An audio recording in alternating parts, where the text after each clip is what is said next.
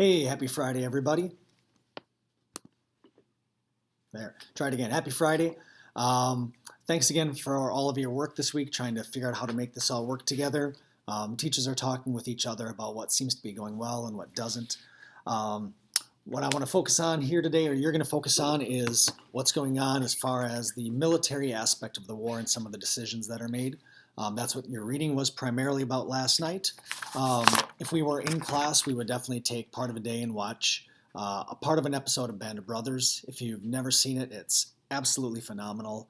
Filmmaking, great character development, and Daniel Day-Lewis is not part of it, so Henry, you can relax on that for a few minutes. What I want to emphasize about the time during the war itself is this question of what exactly is the war supposed to be about? Once again, clearly it's about defeating Nazi Germany, stopping imperialistic Japan, but in World War I, the United States achieved its military goals, but not its larger strategic goals. And so within a decade, a lot of Americans didn't think that World War I was worth the cost that we paid to win the war with uncertain outcomes. So from uh, a very early stage, in fact, before the United States officially entered the war, there was a discussion about what is the point, what are the allies, the United States and England, primarily trying to achieve.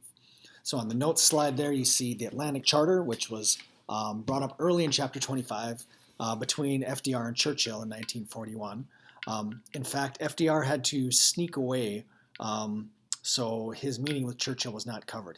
They actually had a body double pretending to take a vacation off the coast of Virginia, when in fact he had traveled to the North Atlantic to have a personal meeting. On the left side of the screen, you see the Atlantic Charter. I'd like you to hit pause for a few moments and take a look through that and try to figure out what exactly did Churchill and FDR think that this war was supposed to be about.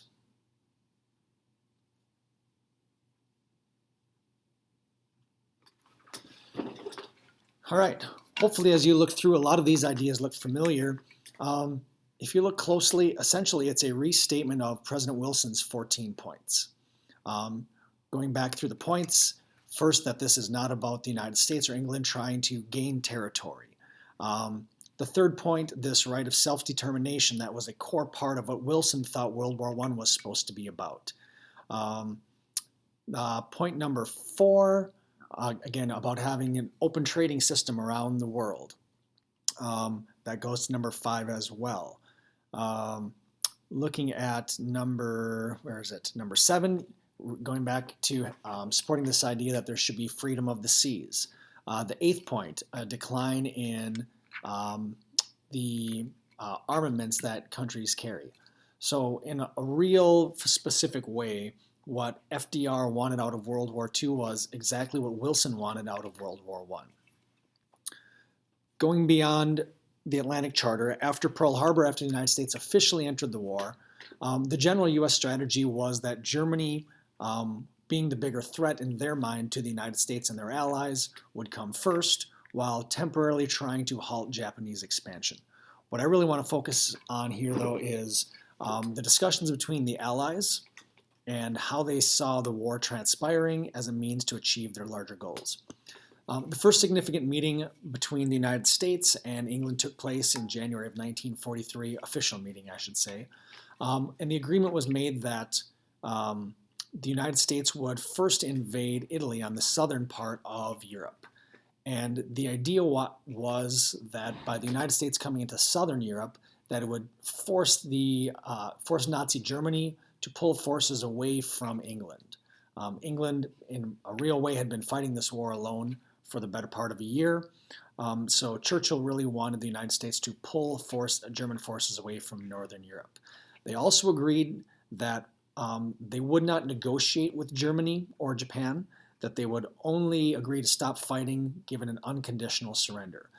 This comes to be a major point later on during the war. Moving forward to later in the year, Tehran.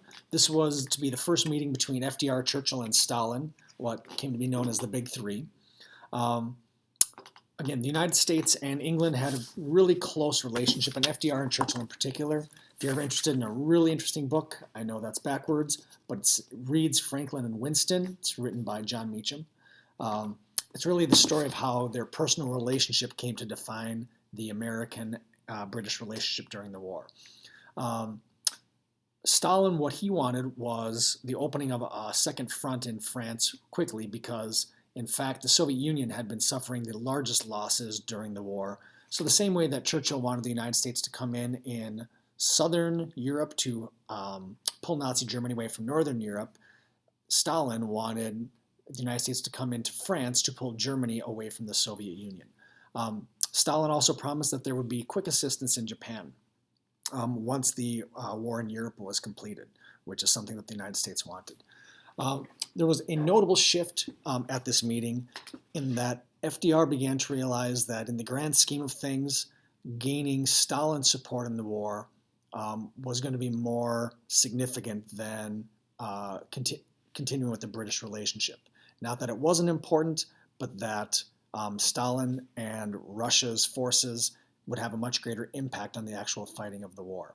And one of my favorite stories from this era involves a breakfast at this meeting. FDR had been trying for days to try to form some kind of personal relationship with Joseph Stalin, and it really wasn't working. And so he figured out one way to do it, and that was to mercilessly mock Winston Churchill. Churchill was known as a heavy drinker, and one particular morning after Churchill had been consuming a little bit that night, on the way into breakfast, Roosevelt tugged on Churchill's sleeve and said, "I'm sorry for what I'm about to do, my friend." And that morning at breakfast, FDR began to make jokes at Churchill's expense to mock Churchill's tendency to make long-winded speeches, and eventually Stalin kind of broke out in laughter. And it was after that meeting, for the first time, that the two men, FDR and Stalin, were able to actually go and just have a one-on-one kind of human conversation. This image I'm going to put up here is the picture taken after that morning's meeting. And you see Churchill dejectedly sitting on the right. And historians don't think he was feeling dejected just because his friend had made fun of him, but because he realized that the British were now clearly the third fiddle among the big three, that the age of the British Empire was essentially over at this point. Without taking too much more time,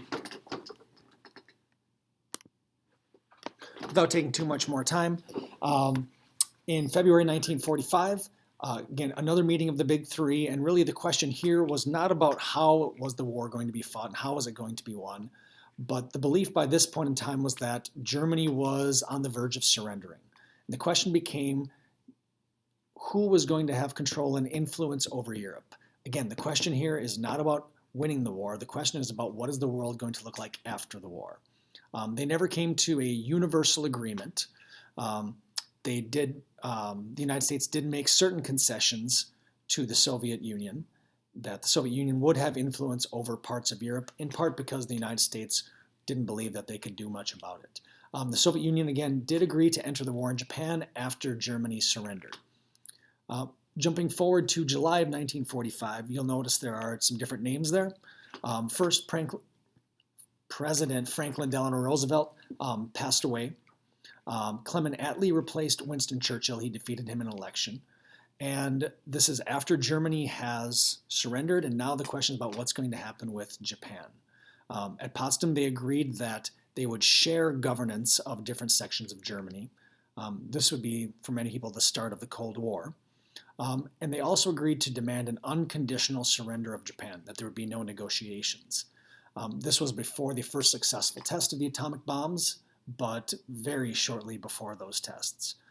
Several weeks later, the United States dropped atomic bombs first on Hiroshima, 3 days later on Nagasaki, and 1 week after that, Japan did surrender. The work you're going to be doing today looks at the decision by the United States to drop the atomic bombs on Hiroshima and Nagasaki, and how that related to our relationship, especially with Russia.